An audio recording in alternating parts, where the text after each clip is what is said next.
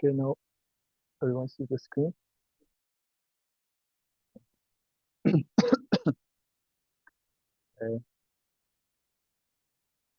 Hello everyone. Today I'm gonna be presenting the paper named Leveraging Language Prompts for Multi-Person Pose Estimation from IROS 2023.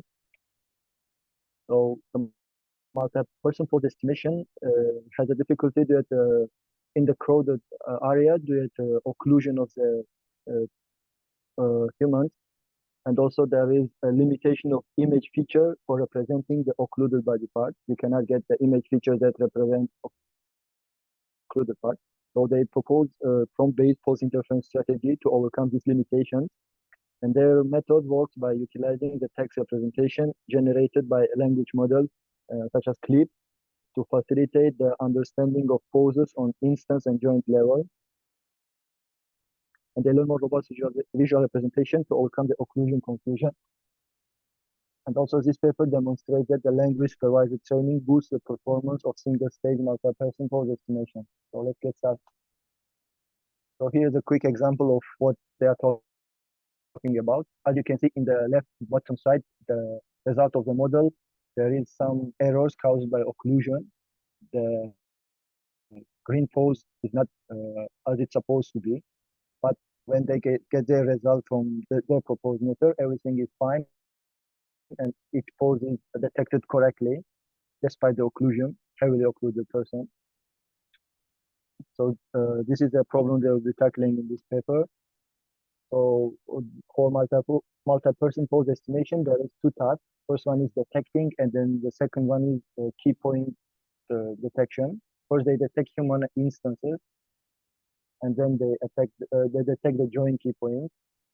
So current approaches divide into two categories. The first one is top-down, which rely on bounding box proofing, and the second one is bottom-up, which group the individual key points into folders. The top-down approaches suffer from bounding box overlap and instant detection, because if there's occlusion, they cannot detect the instance properly. And bottom-up also suffer from overlapping individuals, but also they have complex post-processing, which makes them less favorable for this task. So their motivation is that since the multimodal trained language provides showing great improvement in other tasks such as segmentation, can this help can language supervised training improve multi-person pose estimation and also detect the occluded key point? So to this end, they propose the language-assisted multi-person pose estimation named LAMP, and they use text prompts to link the semantic description with both instance and key point. And also using those prompts, it makes the model to maximize the correlation between text and the image feature. So we'll talk more about them later. And the prompts are used during training only. So their model is divided in two parts, the instant prompt and the joint prompt.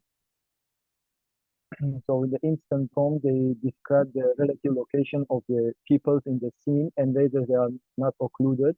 And also the output of this part is the instant aware heat map, which will be used in the next part, which is joint prompt. And joint prompt contains the text describing the body key point, and this one uses the detected instance aware heat map, and they are used for joint localization. And also the performance of their proposed method and two very famous data set, OC human and crowd pose, which consist of very crowded and occluded humans, shows that they are better than single stage and bottom-up methods and competitive results against state-of-the-art methods. So in conclusion, the contribution this paper proposes introducing a new architecture for multi-person pose estimation, and also demonstrates the power of language for making image models robust to occlusion and improve their accuracy, and also outperform the existing single-stage models for multi-person pose estimation in two challenging benchmarks, the OT human and crowd pose. So here is the architecture of their methods. In the left side is instant prompt, and in the right side you can see the joint prompt. So we talk about each part of this separately later. So this is the overview. So the key idea behind their method is leveraging text generated by a large language model to help understanding of the poses. So yeah, the visual language model shows like a promising transfer capability between vision and text domains, and which are heavily used for other tasks such as segmentation and detection.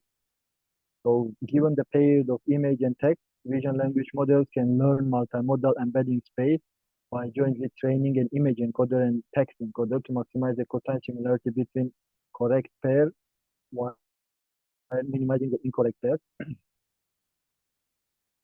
So yeah, in their work, they introduce the learned priors and use text prompts to enhance the recognition of instance and key points in multi-pose estimations. So their method is composed of two key modules, the instant prompt that provide dense instant related information. So the instant prompt only focuses on the kind of bounding box and the center of bounding box. And the joint prompt, this one is used to refine the multimodal connection at joint level.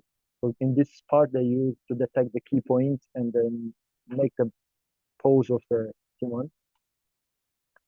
So for instant prompt, the first part of the instant prompt is image encoder.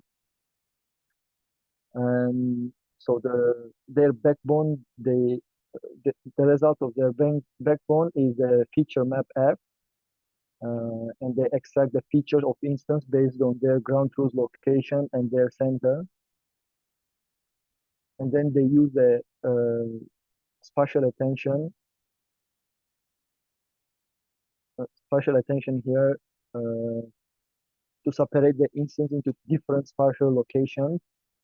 And they also use the channel attention to decouple the instance into different channels of feature map. And so this is the formula. The spatial features are computed, and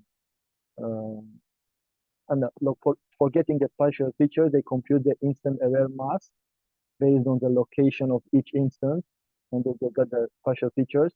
And for channel features of each instance, they perform the element-wise multiplication between the feature map and then feature map that they calculated and the feature map from the backbone. And then they combine them through the Rolu and convolution, and then they get the instant aware features as a FCS. And for the text level generation in the instant prompt, they have this kind of prompt, and for each part here, they have these possible choices, and they are selected according to like the location of each instance is it can be close, far, or giant, and it depends on the ratio of the bounding box to the ratio of the image. And then they also get the depth in the same way. I think this part is a mistake. They calculate the depth. Oh. So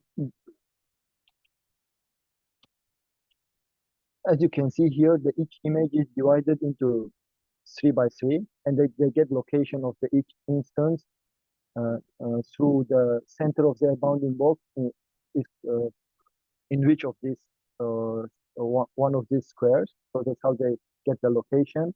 And for the depth, they calculate the ratio of the instance bounding box and the ratio of the bounding box to the image, and then they label it as a far, close, or giant. Giant means so much closer. And also they calculate the occlusion by counting the visible key points on the ground truth, and that's how they get the prompt for uh, instant prompt. And then it goes through the clip text encoder, and that's how you get the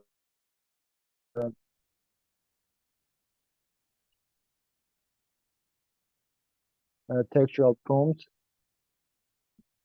Um, and after getting the results from text encoder, and then they they do instance level alignment, and the idea behind this to explore the connection between image feature and text embedding feature. And they put image features through the multi-head self-attention and the fit for network to get the normalized image encoder feature F, and then they calculate the inner product between these image features and embedded textual feature from the text encoder, and get the instance pixel matching of this matching score of each instance. So by conducting alignment between the encoding image feature and the embedding textual features, uh, this, the model provides extra supervision and boosts the discriminative power of the instance image encoder. So this is how they claim that this will help for occlusion part. So let's go to the next.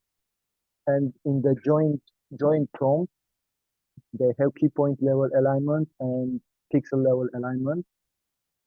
So in the key point level alignment, first the image features that calculated in the first part is fed into multi-head self-attention as shown here, and then it maps into multimodal embedding um, space, uh, and then also from the joint labels, the prompt for each key point is goes through text encoder, and they get the textual feature for each joint. And after that, they calculate the cosine similarity between the uh,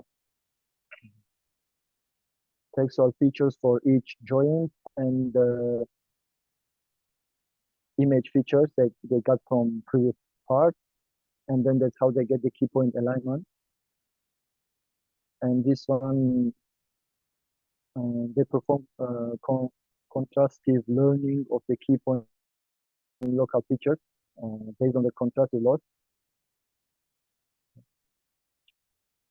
And then after this, they get, so for making more dense connection between the image features and the joint textual features in the embedding space, a pixel level prompt is introduced to enhance key point regression.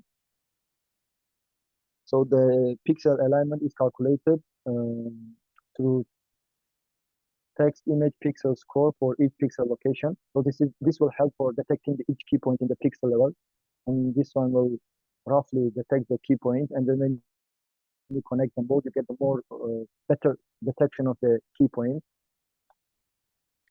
Okay, so for the loss function, the image loss for instance features in the first part, they use log function to calculate the loss in this manner. And for heat map regression, they use focal loss and then predict heat map of the ground truth key points. So they get this ground truth heat map based on the ground truth annotation of the key point. And then for the prompt loss, they use MSE loss to compute yeah, compute the difference between textual embedding and image feature for each instance. And also for the key points, they use cross entropy loss. So in total, and also for joint pixel embedding, they also use MSE loss between the joint pixels and ground truth heat map. So in total, they have 5 losses, which have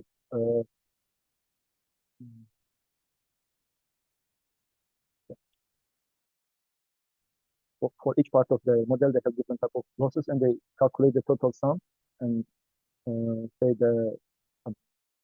about the final loss. Okay, so for the data set, they use 2 data sets. The first one is OC human. This is challenging data set with many crowded scenario. This is a more picture about them later. And this one is consists of almost 5,000 images with more than 8,000 persons in total, and also crowd caused. And there is highly occluded scenarios, and each person is annotated with 14 key points. And for evaluation metric, they use average precision and average recall, these different thresholds described in the below. And implementation, for the implementation, they use PyTorch and MM-Pods. And in their backbone, they have a HR-native circuit contained in the image. And for the text encoder, they have a Clip PIT text encoder used in their model. And they do several image annotations such as random rotation, jitter, and translation. And there is other more uh, information about it. And therefore, during the testing, they just resize the image short side to 520 while maintaining the aspect ratio between the height and the width. So they get much higher result on OC human testing set. As you can see, they outperform nearly all of the previous methods, top-down, bottom-up, and single-stage method. And also, we get the same result in the crowd post test set. So here's some qualitative results. Mm, this this part, the first row, is a result from the different model. As you can see, when their hand or when their leg is occluded, the connection between ankle and the connection between the occluded parts are mislabeled in the first row, but in the second row, they are all fixed properly. And also they did a ablation study and they found out that like when you include all of the parts, like instance prompt and key point alignment and pixel alignment, you get the highest result. But also, so yeah. So after this ablation study, they conclude that the pixel level alignment maximizes the correlation between text prompts and image features more precisely. And this pixel alignment helps the most for the occlusion part of the human pose. Okay, yeah.